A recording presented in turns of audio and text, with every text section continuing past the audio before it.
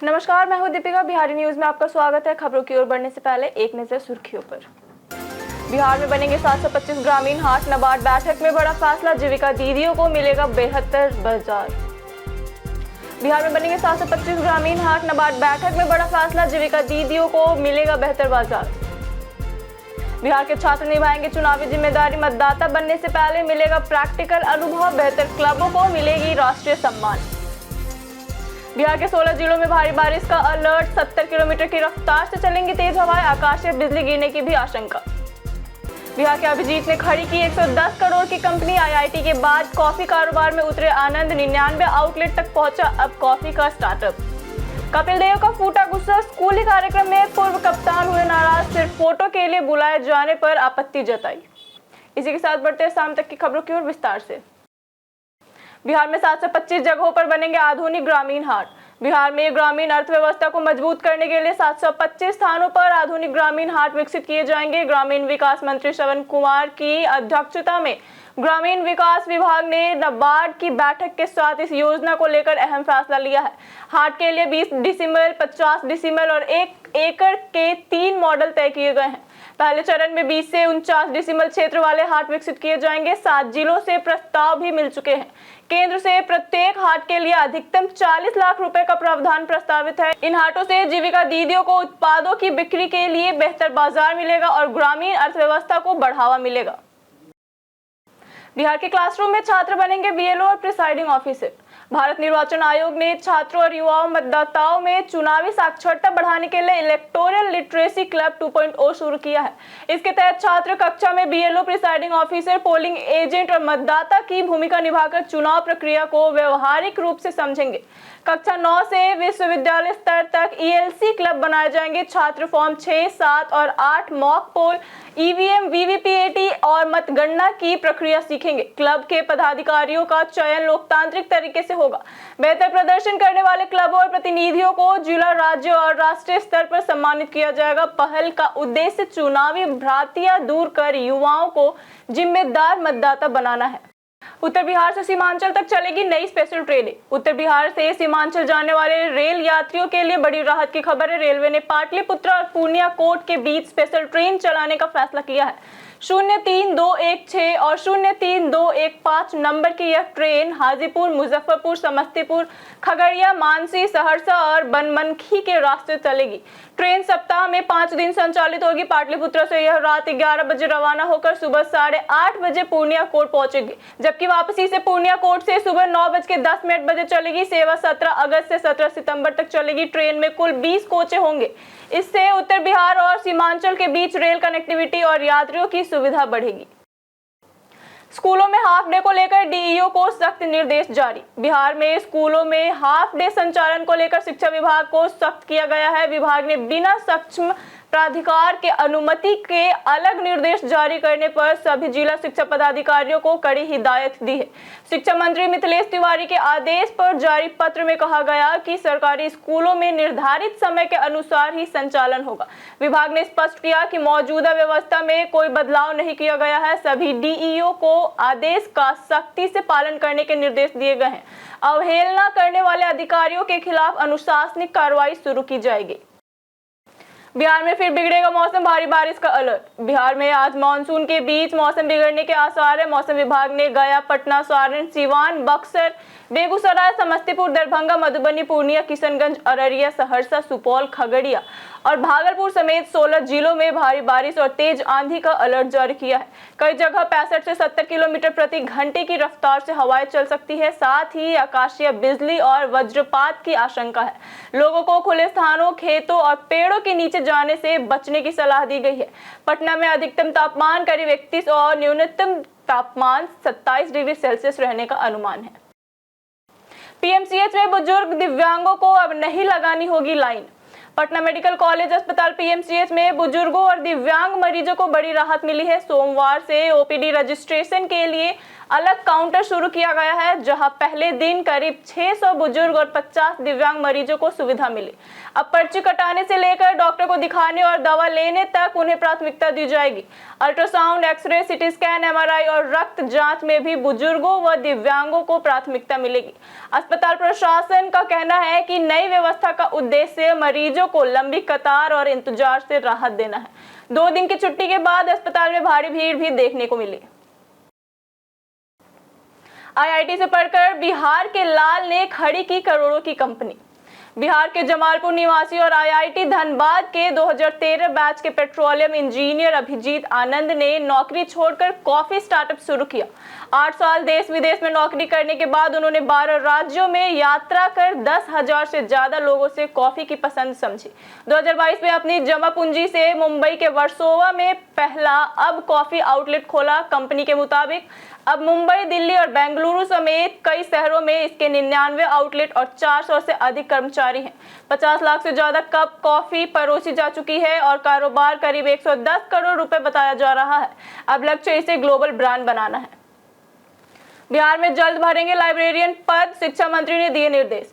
बिहार के शिक्षा मंत्री मिथिलेश तिवारी ने विभागीय समीक्षा बैठक में शिक्षकों से जुड़ी लंबित मामलों के जल्द निपटारे के निर्देश दिए हैं। उन्होंने कहा कि 5 सितंबर के बाद ऑफलाइन आवेदन बंद होंगे और शिक्षकों को ई शिक्षा कोष पोर्टल से आवेदन करना होगा।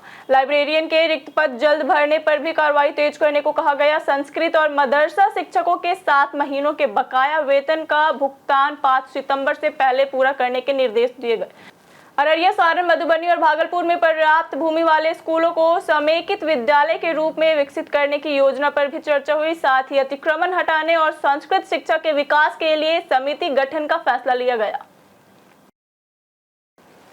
पटना में गंगा किनारे मकानों पर चलेगा बुलडोजर। पटना सिटी इलाके में गंगा किनारे सरकारी जमीन पर बने 259 मकानों और अन्य अतिक्रमणों पर बुधवार को बुलडोजर चलेगा। भद्र घाट से कंगन घाट के बीच मकानों के अलावा गोदाम, गैराज, 4 दीवारी, खटाल और ईंट भट्टे भी हटाए जाएंगे। प्रशासन ने अभियान को 2 फेज में चलाने की तैयारी की है। पहले चरण में गंगा किनारे सड़क से 30 मीटर के दायरे में बने निर्माण हटेंगे। इसके बाद बाकी अतिक्रमण पर कार्रवाई होगी। 259 लोगों को पहले ही नोटिस दिया जा चुका है और जमीन खाली करने की समय सीमा खत्म हो चुकी है। पटना सिटी और दीदारगंज के सीओ ने कार्रवाई के लिए पुलिस बल की मांग की है। बिहार में आईएएस अफसरों का तबादला, सरकार ने जारी किया आदेश। बिहार सरकार ने प्रशासनिक स्तर पर बड़ा फेरबदल करते हुए 1 दर्जन से अधिक सीनियर आईएएस अधिकारियों का तबादला किया है। सामान्य प्रशासन विभाग ने इस संबंध में आधिकारिक आदेश जारी कर दिया है। कई अधिकारियों को नई जिम्मेदारियां दी गई है, जबकि कुछ को अतिरिक्त प्रभार भी सौंपा गया है। 1995 बैच के आईएएस अधिकारी अरविंद कुमार चौधरी को मंत्रिमंडल सचिवालय के अपर मुख्य सचिव पद के साथ डीआईपीएआरडी पटना का अतिरिक्त प्रभार दिया गया। वही 1996 बैच के एचआर श्रीनिवास को ग्रामीण विकास विभाग का अपर मुख्य सचिव बनाया गया। उन्हें सामान्य प्रशासन विभाग के जांच आयुक्त का अतिरिक्त प्रभार भी मिला है। पटना मेयर को निगम का नोटिस जवाब नहीं देने पर होगी सख्त कार्रवाई। पटना नगर निगम ने आवासीय मकानों में कथित अवैध व्यवसायिक गतिविधियों के खिलाफ कार्रवाई तेज कर दी है। इसी अभियान के तहत मेयर सीता साहू के आवास को भी नोटिस भेजा गया है। निगम के निर्धारित समय में लिखित जवाब और जरूरी दस्तावेज जमा करने को कहा गया है। जवाब संतोषजनक नहीं मिलने पर नियमानुसार कार्रवाई, जुर्माना या सीलिंग की कार्रवाई हो सकती है। सुप्रीम कोर्ट की सख्ती के बाद निगम ने 6 अंचलों में 26,745 आवासीय परिसरों को चिन्हित किया है, जिनमें से 12,000 से अधिक को नोटिस दिया जा चुका है। 19 अगस्त से 10 सितंबर तक अंचलवार सुनवाई होगी। बिहार के बॉर्डर पर बैठेगी इंटेलिजेंस यूनिट, होगी सख्त निगरानी। बिहार में आर्थिक अपराधों पर शिकंजा कसने के लिए ईओयू का विस्तार किया जाएगा। राज्य के सभी 12 पुलिस रेंज में ईओयू की इकाइयां गठित होंगी। साथ ही भारत नेपाल सीमा से जुड़े 8 जिलों के लिए border regional economic intelligence unit बनाई जाएगी। प्रस्ताव राज्य सरकार को भेज दिया गया है। नई व्यवस्था से आर्थिक अपराधों की जांच स्थानीय स्तर पर तेज हो गई है और शिकायतों के लिए लोगों को पटना नहीं आना पड़ेगा। बॉर्डर यूनिट नकली नोट और अन्य आर्थिक अपराधों से जुड़ी गुप्त सूचनाएं जुटाएगी। ईओयू ने कॉपीराइट, ट्रेडमार्क अपराधों और संपत्ति जब्त के लिए 2 नए सेल भी बनाए हैं। फिलहाल परीक्षा गड़बड़ी के 44 मामलों की जांच जारी है। गया में बदलेगी तस्वीर, सोन से फल्गु पहुंचेगी पानी। गया में जल संकट दूर करने के लिए सरकार सोन नदी को फल्गु नदी से जोड़ने की दिशा में तेजी से काम कर रही है। इसके तहत करीब 9 किलोमीटर पाइपलाइन और 22 किलोमीटर नहर बनाई जाएगी। मुख्यमंत्री सम्राट चौधरी ने बताया कि गया के इंटीग्रेटेड मैन्युफैक्चरिंग क्लस्टर आईएमसी के लिए सड़क और जलापूर्ति से जुड़े कार्य अगले वर्ष से पहले पूरे करने का लक्ष्य है।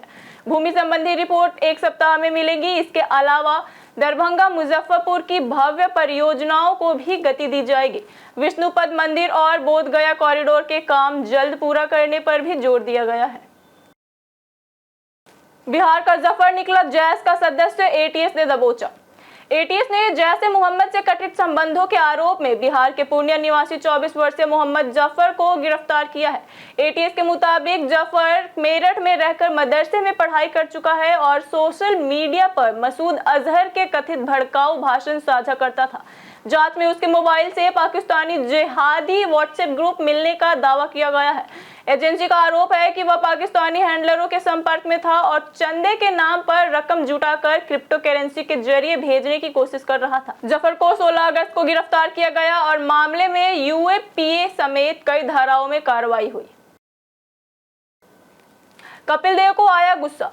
भारत को पहला क्रिकेट वर्ल्ड कप जिताने वाले पूर्व कप्तान कपिल देव का एक वीडियो सोशल मीडिया पर तेजी से वायरल हो रहा है। वीडियो में 80वें स्वतंत्रता दिवस पर आयोजित एक स्कूली कार्यक्रम का बताया जा रहा है, जहां कपिल देव आयोजन की अव्यवस्था से नाराज नजर आए हैं। मंच से उन्होंने व्यवस्था की कमी पर सवाल उठाते हुए शिक्षकों के महत्व का जिक्र किया। कपिल ने कहा कि अगर उन्हें पहले बताया जाता कि कार्यक्रम में सिर्फ फोटो के लिए बुलाया जा रहा है तो वह उस हिसाब से समय निकाल लेते। वीडियो सामने आने के बाद सोशल मीडिया पर उनकी बेबाकी की काफी चर्चा हो रही है।